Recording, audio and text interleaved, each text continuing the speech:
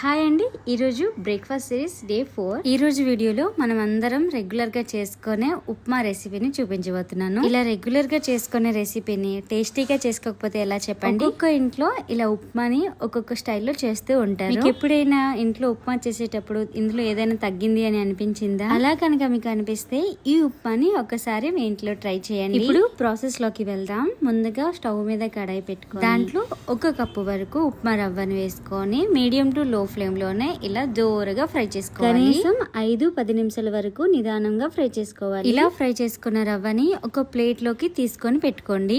ఇప్పుడు అదే పాన్ లో 1.5 టేబుల్ స్పూన్ ఆయిల్ ని వేసుకోండి. ఆయిల్ హీట్ అయిన తర్వాత 1 టేబుల్ స్పూన్ శనగపప్పు, 1 టేబుల్ స్పూన్ మినపప్పు, అలాగే ఆవాలు, జీరా కూడా వేసి ఫ్రై చేసుకోండి. ఇందులోనే కొన్ని జీడిపప్పు పలుకులు కూడా వేసి ఫ్రై చేసుకోండి. సన్నగా కట్ చేసుకున్న అల్లం కూడా వేసి ఫ్రై చేసుకోవాలి. దాంట్లోనే కొన్ని కరివేపాకు, ఇంకా సన్నగా కట్ చేసుకున్న పచ్చిమిర్చి కూడా వేసి బాగా ఫ్రై చేసుకోవాలి.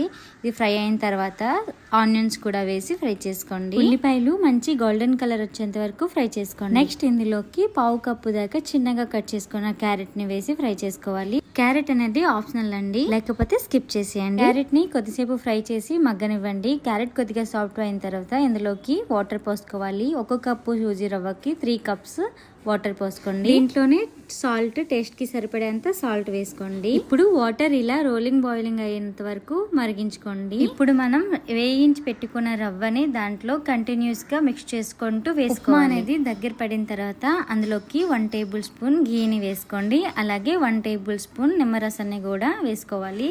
ఈ రెండింటిని స్కిప్ చేయకండి, వీటి వల్లనే ఉప్మాలోకి టేస్ట్ అనేది యాడ్ అవుతుంది. సో ఇప్పుడు వీటిని ఒకసారి కలిపి కాస్త కొత్తిమీర చల్లి గ్యాస్ ఆఫ్ చేసుకోండి.